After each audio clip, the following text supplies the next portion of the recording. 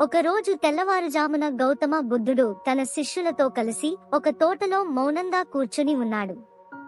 హఠాత్తుగా ఒక వ్యక్తి శాంతంగా వచ్చి నీడలో నిలబడ్డాడు. ఆ వ్యక్తి శ్రీరాముడి గొప్ప భక్తుడు. అతను దేశమంతా అనేక మందిరాలను నిర్మించాడు. చాలా సంవత్సరాలు రాముడి సేవలో గడిపాడు. అతను ఎల్లప్పుడూ రాముని నామస్మరణ చేస్తూ రాముడి మహిమలను ఆలోచించేవాడు. అతను వృద్ధుడు, తన జీవిత చివరి దశలో ఉన్నాడు. ఎన్నో సంవత్సరాల భక్తి మరియు ఆధ్యాత్మిక సాధన చేసినా కూడా అతనికి జ్ఞానం లభించలేదు.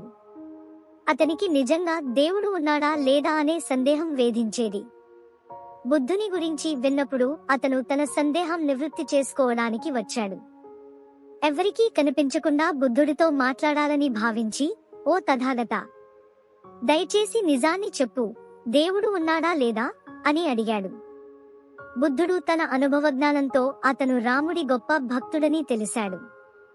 అతనిని తీవ్రతతో చూశాడు. లేదు నా మిత్రమా, దేవుడు లేడు అని అన్నాడు. ఆ వ్యక్తి షాక్లో పడిపోయాడు.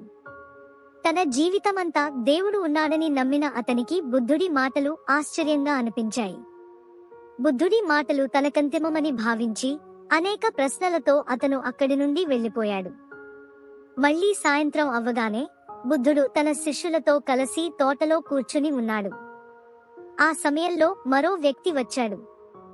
ఆ వ్యక్తి నాస్తికుడు, జీవితమంతా దేవుడు లేడని నమ్మేవాడు. అనేక మంది పండితులతో వాదన చేసి దేవుడు లేడని ప్రజలకు నమ్మబలికేవాడు. అతనికి వయసు పెరిగి మనసులో కాస్త సందేహం కలిగింది.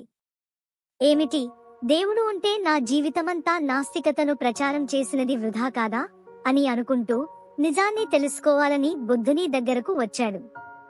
బుద్ధుని పక్కన చేరి, మీరు జ్ఞాని అని చెబుతారు, దయచేసి చెప్పండి, దేవుడు ఉన్నాడా లేదా అని అడిగాడు. బుద్ధుడు అతనికి నాస్తికుడని తెలుసుకుని గట్టిగా, అవును, దేవుడు ఉన్నాడు అని చెప్పాడు. ఆ నాస్తికుడికి ఇది పెద్ద షాక్గా అనిపించింది. తన జీవితమంతా దేవుడు లేడని నమ్మిన అతనికి బుద్ధుడి సమాధానం పూర్తిగా వ్యతిరేకంగా అనిపించింది. తన మనసులో అనేక ప్రశ్నలతో అతను అక్కడి నుండి వెళ్ళిపోయాడు. బుద్ధుడి శిష్యుడు ఈ రెండు సమాధానాలను వినడం వల్ల కంగారు పడిపోయాడు. రాత్రిపూట నిద్రకు వెళ్లే ముందు ఆ శిష్యుడు బుద్ధుని వద్దకు వచ్చి, ప్రభూ, ఉదయం మీరు ఒకరికి దేవుడు లేడని చెప్పారు, సాయంత్రం మరొకరికి దేవుడు ఉన్నాడని చెప్పారు. నిజంగా దేవుడు ఉన్నాడా లేదా? దయచేసి సమాధానం చెప్పండి, లేనిచో నేను నిద్ర పట్టలేను అని అడిగాడు. బుద్ధుడు నవ్వుతూ, నేను ఇచ్చిన సమాధానాలు వారి కోసం మాత్రమే. వాటికి నీతో ఎటువంటి సంబంధం లేదు. కానీ నీకు తెలుసుకోవాలనిపిస్తే నేను చెబుతాను. ఉదయాన్నే వచ్చిన వ్యక్తి ఒక భక్తుడు. అతను దేవుడు ఉన్నాడని నమ్ముతూనే తన ఆధ్యాత్మిక ప్రయాణాన్ని ఆపేశాడు. అందుకే అతనిలో ఆధ్యాత్మిక చైతన్యం పెంచేందుకు దేవుడు లేడని చెప్పాను. ఇక అతను తన నిజమైన స్వరూపం గురించి తెలుసుకోవడానికి ప్రయత్నిస్తాడు. అతని ప్రయాణం మళ్లీ ప్రారంభమవుతుంది. సాయంత్రం వచ్చిన వ్యక్తి ఒక నాస్తికుడు. అతను దేవుడు లేడని బంధించి తన ఆధ్యాత్మిక ప్రయాణాన్ని ఆపేశాడు. అతని ఆధ్యాత్మిక చైతన్యం పెరిగేందుకు దేవుడు ఉన్నాడని చెప్పాను. ఇప్పుడు అతను తన నిజమైన స్వరూపం గురించి తెలుసుకునేందుకు ప్రయత్నిస్తాడు.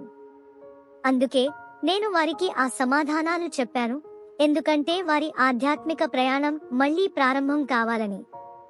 అప్పుడు శిష్యుడు అడిగాడు, ప్రభూ, మరి నాతో ఏం చేయాలి?